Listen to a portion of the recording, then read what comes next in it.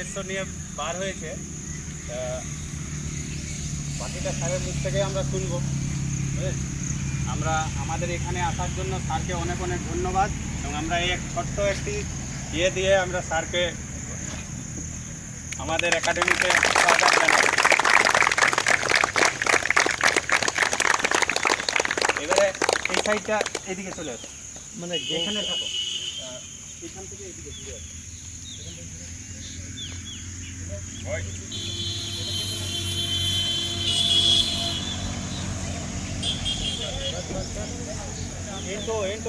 না তোমরা সব বাংলা বোঝো সবাই? বাংলা বোঝো, আচ্ছা আমি বাংলাতেই বলবো আর কি, নাহলে যদি হিন্দিতে বলতে বলে হিন্দিতেও বলতে পারি, ইংরেজিতে বলতে বললে ইংরেজিতেও বলতে পারি।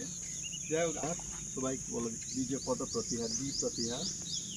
আমার জন্ম হচ্ছে, আমি জানি না তোমরা সব জানো কিনা, মা সারদা দেবীর নাম শুনে থাকলে সেই গ্রামে আমার জন্ম, জয়রাম পাখি নাম।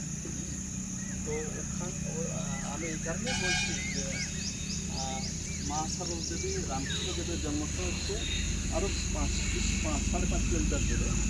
আর যেহেতু আমাদের গ্রাম বা রামকৃষ্ণের যাতায়াত করতেন আর কি, তো আমার মনে হয় যেন এখানে আমার জন্ম হয়ে আমি সবথেকে মনে করি, কারণ ওনারা যে রাস্তা দিয়ে চলেছেন আর কি, আমি আর কি সেই রাস্তায় চলতে পারছি সৌভাগ্য হয়েছে।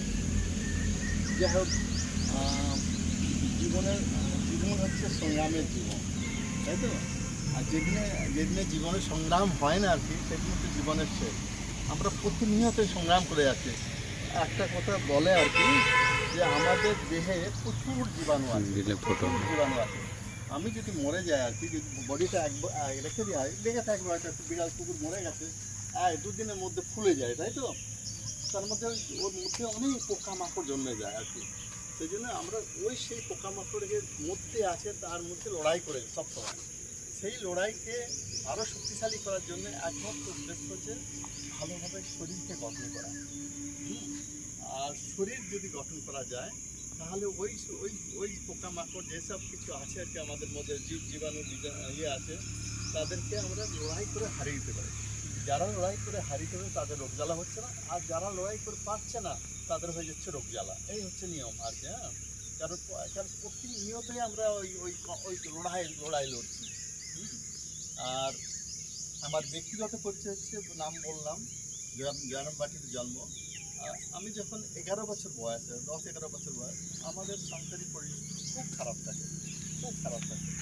তো একশো আমি স্কুলে যখন আসি, 3.5 কিলোমিটার আমাকে হাঁটতে হতো, ছোট্ট আসতে পারতো। আমার দিদি আমার 1 বছর সিনিয়র, ওর সাথে আমি যেটা পড়তে ক্লাস 9 থেকে 10 থেকে। তো একদিন আমাকে খাবার দিতে, আমি এই কারণে বলছি আর কি, হয়তো তোমাদের মধ্যে অনেকেই অভাবী সংসার ছেলেমেয়েরা আছে আর কি, যাদের আমার কথা শুনে তোমাদের প্রেরণা জাগে আছে। তো আমি 2 দিন সেন্সলেস হয়ে গেছিলাম। একমাত্র দিদি জানে সেন্সলেস কেন হয়েছিলাম, কেন আমি খেতে পাইনি বলে। তো সেই খেতে না পাওয়া ছেলে তো হতে পারতো একজন দৈনিক মজুরদার, তার চেয়ে হয়ে গেল ইঞ্জিনিয়ার। খুবই সম্ভব।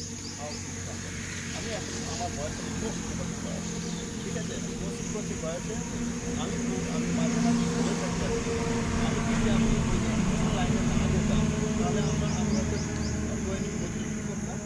সেই দৈনিক মজুরি করলে আমাকে এখন কাজ করতে হতো, মাঠে ঘাটে কাজ করতে হতো। মানে হচ্ছে যে আমাকেও 8 ঘন্টা কি 7 ঘন্টা কাজ করলেই আমি থেকে পয়সা পেতাম, সেই পয়সা দিয়ে আমার সংসার চলতো।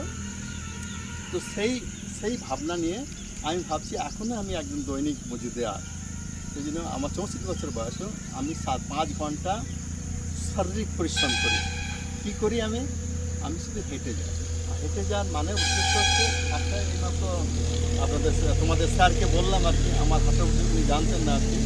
আমার হেঁটে যাওয়ার উদ্দেশ্য হচ্ছে, এই প্রকৃতি হচ্ছে, আমি ভগবান বলে মানি, প্রকৃতিকে ভগবান, আর প্রকৃতির সাথে আমি কানেকশান রাখি। আর দ্বিতীয়ত হচ্ছে যে আমাদের মৃত্যু হচ্ছে, জন্মও হচ্ছে এই মাটির বিভিন্ন ইয়েটাকে, এইখান থেকে আমরা জন্মেছি, এইখানেই আমরা মিশে যাব। আমি চাই যে জন্ম থেকে মৃত্যু পর্যন্ত যে জীবন, সেই জীবনটা আমার পা দুটো এই মাটির সাথে কানেক্টেড হয়ে থাকে। এই উদ্দেশ্য নিয়ে আমি সেই করতে গিয়ে বর্তমানে আমি 5 ঘন্টা করে হাঁটি। 5 ঘন্টা হাঁটা মানে হচ্ছে আমার অ্যাভারেজ হাঁটা স্পিড আমি হাঁটার জন্য হাঁটি না, বলছে আমার উদ্দেশ্য হচ্ছে প্রকৃতিকে দেখা, আর দ্বিতীয়ত হচ্ছে আমি গ্রাউন্ডেড, আমি সবসময় বলি মাটির সাথে আমি থাকতে চাই, হ্যাঁ, এই উদ্দেশ্য। আর তাতে আমার হাঁটাটা হয়ে যায়। সেই হাঁটাটা হতে হতে আমার 8,000 করে স্টেপস হয়। 8,000 স্টেপ মানে 5 × 8 = 40,000 স্টেপস। 40,000 স্টেপ মানে হচ্ছে 32 কিলোমিটার করে। ডেলি আমি 32 কিলোমিটার করে হাঁটি। এইটা তার মানে তো এই নয় যে তোমরাও 32 কিলোমিটার করে হাঁটো, সেটা উদ্দেশ্য নয়। উদ্দেশ্য হচ্ছে তোমরা যে পরিশ্রম করছো, খুব হার্ড টয়েল বলে, মানে সত্যিকারের পরিশ্রম আর কি। আর যে যত